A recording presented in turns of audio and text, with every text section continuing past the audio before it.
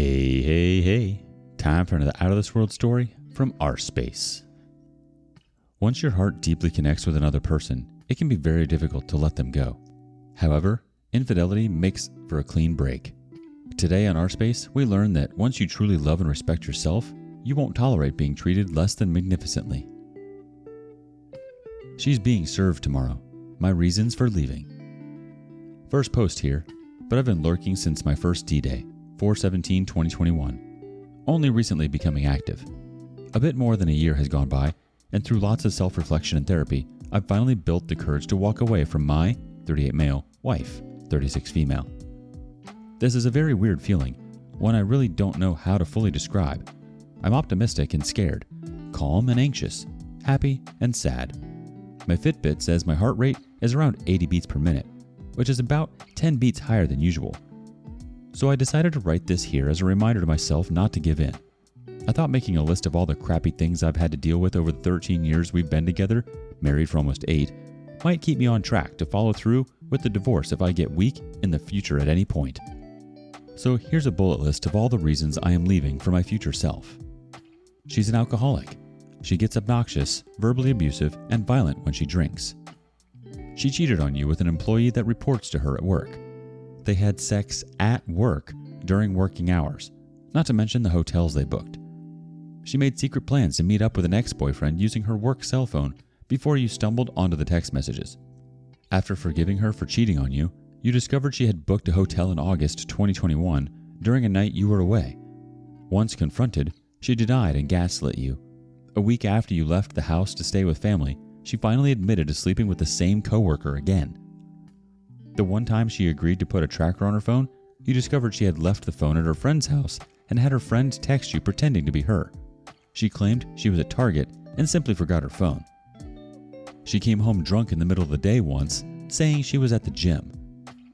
After finally agreeing to start a new job and put her affair partner out of your lives by blocking him on her phone and email, you discovered she was hiding a second cell phone and communicating with him through that device instead. On a night she claimed she wanted a night to herself, she secretly met up with her affair partner for dinner, claiming she just wanted closure. The same night, she stayed at a hotel.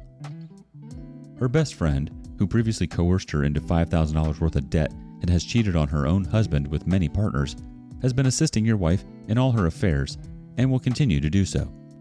Luckily, you have no kids since she aborted your child 5 years ago. You can sell the house, make your money, and move on without any strings attached. Don't believe her when she says she will change. She has said this many times, and she never will. She has only gotten smarter in trying to hide her crappy behavior. Get out. Build your own life the way you want it. Jesus Christ. Just typing all that out makes me question why I stayed as long as I have. Edit. Thank you so much to everyone for the outpouring of support. Today is kind of a crazy day as she is being served while at work. I have the day off and I'm moving my stuff out at the same time. So while I'd love to respond to everyone, I'm on a tight schedule today. Some frequent questions I have been receiving in chats, comments, messages. No, she does not know she is being served today. But 2 days ago, I told her I was pursuing divorce and wanted her respect. She agreed, albeit after love bombing me and promising she would make changes. I shot down all her attempts. I did not want to report her to HR, and I would advise against anyone else doing so. If I pursued divorce and she lost her job, I would have been on the hook for alimony. We both make roughly the same annually, so realistically, she shouldn't be receiving anything from me. Pasting a comment I left to someone in the comments section to explain why I did not leave after so much. It's not easy to walk away after you built so much with one person. A lot of this really only came about in the last year and a half, really. She had a drinking problem, but was always self-aware of her issues and worked hard to overcome everything. She went a long time without touching alcohol. She was sweet, kind, and nurturing for years, and it felt great to spend my time with someone like that. Once the affair started, she seemed to lean into all her negative behavior, and I just kept giving her chance after chance, and now she's used up all her chances. The house is in both our names. I do all the upkeep on the property. I intend on staying in the house to facilitate its sale since she does close to nothing with the house. If she chooses to stay, legally I cannot kick her out, so going full no contact, while ideal, might be tough to do. I'm moving my stuff to my father's house today so I can bail and stay there if all fails. I feel like writing all of this down was a great idea, OP. She's done quite a number on you, none of which you deserved. Although moments of weakness are normal, it usually means we just miss the person we thought they were. Like we were buying into the delusion of a perfect relationship that they were making us believe with their lies and deceit.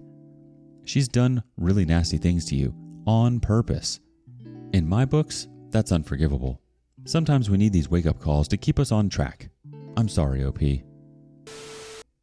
Update. She's been served. Hello, everyone. Once again, thank you so much for the encouragement after my last post detailing the reasons why I finally decided to leave my 38 male wife, 36 female, and served her with divorce papers. It feels good to get over the initial hump, but I know the road ahead is still lengthy and will be filled with many challenges. Ultimately, despite all the rough spots that occurred this past weekend, I'm feeling empowered that I am taking control of my life again. So, here's what has transpired since Friday. She comes home from work and visibly upset and unstable, but trying her best to pretend that nothing happened. She denied ever being served the papers and took note of things of mine that were missing and noted the kitty carrier out. She demanded I put everything back, put the kitty carrier away, that she was going out with a friend and that I had better be home when she gets home. After she left, I packed up the car and went to my father's house. I did not feel safe with her the way she was acting. The Ring doorbell captured her returning home a little after 10 p.m. Then around 11:30, it captured her again in one of the strangest and most unsettling ways I've ever seen my wife behave. She walked out the front door and stood in the driveway for a moment, then began dancing and singing the chorus of "The Boy Is Mine" by Brandy and Monica.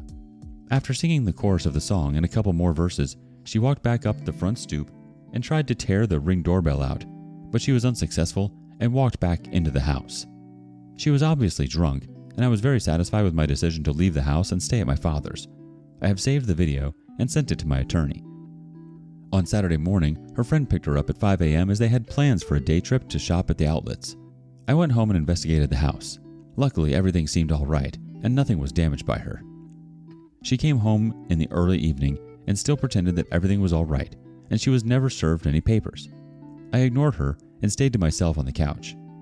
Eventually, she came and sat down, admitted to receiving the papers, then unleashed a number of different tactics on me to get me to drop the divorce. She threatened, mocked, begged, negotiated, pleaded, love-bombed, and guilted me over the course of 2 or 3 hours, discussing everything. I held firm, laid out my case that I was unhappy and wanted out, that I was tired of being abused by her, lied to, and emotionally tortured. Surprisingly, she admitted to enjoying treating me the way she has, as every time I stayed with her and endured, it evidently showed her how much I loved her. I quickly pointed out the dysfunction in that, which she brushed off as being just the way she is and asserting that she will never sign any divorce papers. Things have calmed down. There's obvious tension in the house still, but we are coexisting and keeping things cordial. My attorney has advised that she has seen this plenty of times in her years of being a divorce attorney, and once all her tactics fail and she realizes that divorce is not going to stop, she will turn to rage and go on the attack. So I'm preparing for the next. This is certainly the start of a very long battle, I'm sure, but I keep thinking of the goal at the end of all of this. Me, on my own and self-sufficient in my own place, not being tormented any longer. I absolutely cannot wait for that day. We have a reaction from Mixture Recording 4911. Congrats! You definitely are getting out of a terrible relationship. Who admits they abuse people and is delusional enough to say it proves love?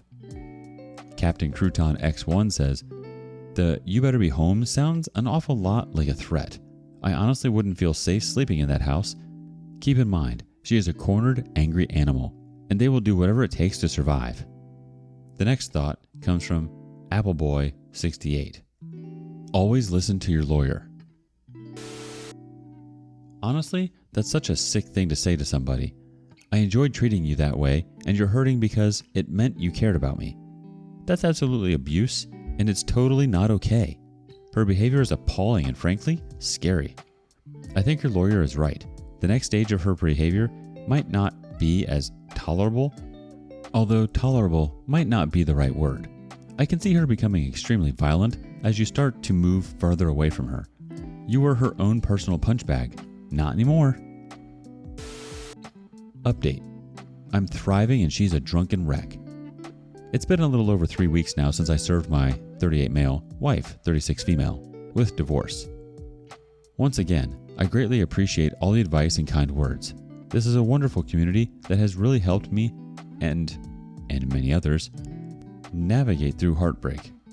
Many have been reaching out to me asking for an update, so I thought I could give the news on events that have transpired and maybe some of my own personal reflections on everything. Thankfully, things have calmed down. I took the advice of everyone here, my therapist and my attorney, and I left the house. I was hoping we could coexist and I could stay in my own home, but there was a night where things escalated and I knew it wouldn't be possible to stay under the same roof as her. I was staying in the guest bedroom at the time. One night, she had said something nasty, I forget what. Later on, she knocked on my door lightly. I answered to find her in tears as she offered an apology for her actions. I thanked her and asked that she leave me be. After closing the door, she unleashed a fury of vulgarities at me on the other side of the door, then went downstairs and continued her tirade. "Freaking a-hole," I heard over and over, among many heinous insults to me and my family. Luckily, there was no sign of impending violence, but I sat in the room above her as she continued cursing and yelling, hoping she would stop. She eventually did. That night, I slept with the door barricaded and made the decision to leave the next day. Once she left for work the next day, I began packing the rest of my things. Luckily, I work from home, so I had time before work and during my lunch break to pack up my car. After work was done, I jumped in my car with one of the seats and went to my father's, where I have been since. It's peaceful here. The house is not occupied most of the time, and many of the rooms were used more for storage. Cleaning out one of the bedrooms upstairs and buying new furniture has been a fun project. The room I'm now staying in is quite cozy. For as long as I have been married, I have always wanted a gaming room, and that's what I've been working on, turning this room into. I even bought myself a new bed. It's one of those adjustable bases and even has a built-in massage function. I may have gone a little overboard, but I wanted to be comfortable and excited about where I am living. As of typing this up, I can confirm I'm thrilled to be here. I even got my mail confirmation from my Steam Deck, so that was a nice added bonus from Valve. It's as if they knew I was going through a tough time and needed something fun. Ha! There's been some communication between us, but very little. Since my wife does not clean or really know how to take care of the house, I have been visiting on weekends to check on things and grab my other items I may have left behind. Her tone has definitely changed. She has been begging me to call off the divorce, taking ownership of all things wrong with the marriage, offering to have the open policy I have been asking her for, and swearing that she called everything off with the guy she had the affair with. I'm not buying it. I know this version of my wife, as I have seen it many times. Once the dust settles, she will revert back to her old toxic habits. For now, it's nice to hear directly from the source of my heartache that she is actually claiming responsibility for everything she has done, even if that gesture is a facade and short-lived. She is a person with many personal issues that I have taken an active role in assisting with. It's rather astonishing to sit back now and reflect on all the things I have helped her with throughout the years, all the ups and downs. I saw her last Sunday when I stopped at the house. The place is a mess, with empty bottles of wine scattered around. After I arrived at the house, she went into the bathroom to throw up, quite loudly. She came out and said she was hungover from drinking the night before. I maintained the gray rock method and didn't engage in any way, which only fueled her sorrow further. "You don't even care," she said a few times to me while holding back tears, clearly trying to bait me. She is scrambling to suck me back to being a manipulated toy to play with, and it isn't working. It makes me sad to see her like this, but I also lost my motivation to help her, mainly because I realized that there is nothing I can do for her anymore. Coming to terms with that really does feel refreshing. Sometimes I wonder why I stayed for as long as I did, but I'm content with how things have unfolded and with my decisions. I first found out she was cheating on me in April of 2021. Then found out she cheated again in August of the same year. For many, that would have been enough in itself, but I stayed. As my therapist said to me, a year ago, I wasn't ready to walk away. I am now. I needed to see this through and confirm that the problem was not me. The problem is entirely her, and there's nothing I can do about it. My options are to endure perpetual heartbreak or leave. I chose to leave. A year ago, I did not realize those were the only cards on the table. I thought I could change myself and make the marriage work. I was wrong. My own family tried to coach me, but I needed to realize it for myself without being told. That's the important part of leaving a spouse. It has to be your own decision, not someone else's. This is my decision. I am owning it, and I am improving my life little by little. There's a profound reward in learning a vital lesson in life. This hard-won knowledge is precious to personal development. I endured the hollow charade of her BS because I had to learn on my own. I'm not in any way ashamed to admit I stayed throughout all the issues. I'm incredibly proud of myself for finally coming to terms with everything and taking this hard step to move on with my life. And I'm pursuing all the things I had put off for a long time. I'm making a nice gaming room for myself, exercising a whole heck of a lot. A few years ago, I wrote a book but never pursued being published. I had another book I wanted to write, and I'm pleased to say that I have begun writing it. All these things I had put aside for years and made my marriage a priority. It's so incredibly refreshing to finally indulge in my own interests. I'm moving on, improving myself, and she is drinking herself into misery. I'm focusing on me, and it feels great. My father's house has a lot of meaning to my family. Many, many memories here. My grandfather came here from Portugal when he was young and purchased the property. He grew up in Portugal living off the land and growing his own food. If he didn't do that, he didn't eat. So when he came here, he purchased a large piece of land, built a house, built a barn in the backyard, planted crops and an orchard. The house represented hope for a brighter future. He had horses, cows, goats, chickens, the whole deal.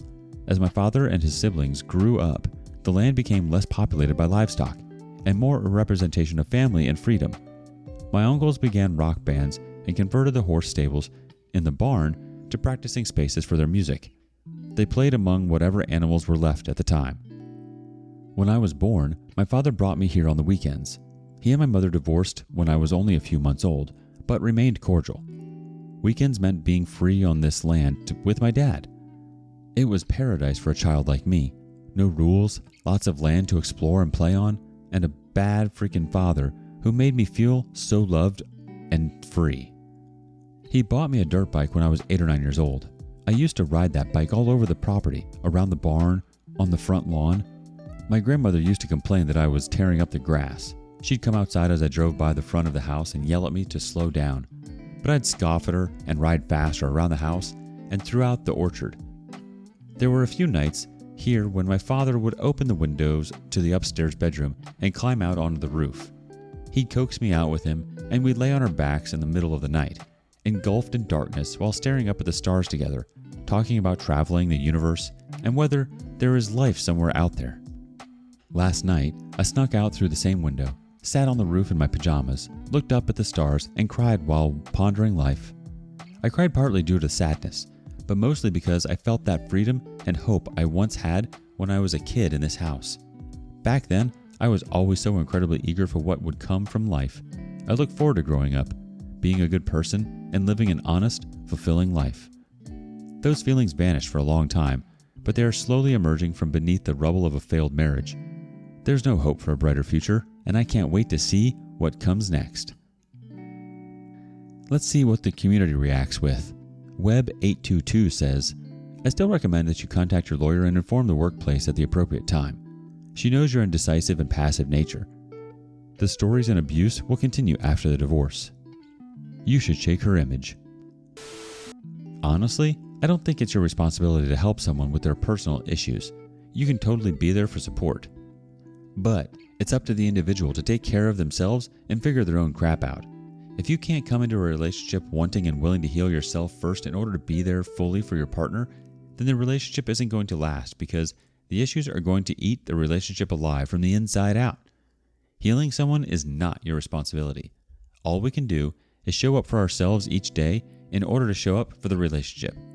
I'm so happy to hear that you're focusing on you and it's doing wonders for you. It's beautiful that you're able to have such a safe place to explore your new self and a brighter future. So magical. I wish you all the best, OP. Stay strong. Let us know what you thought of the comments below.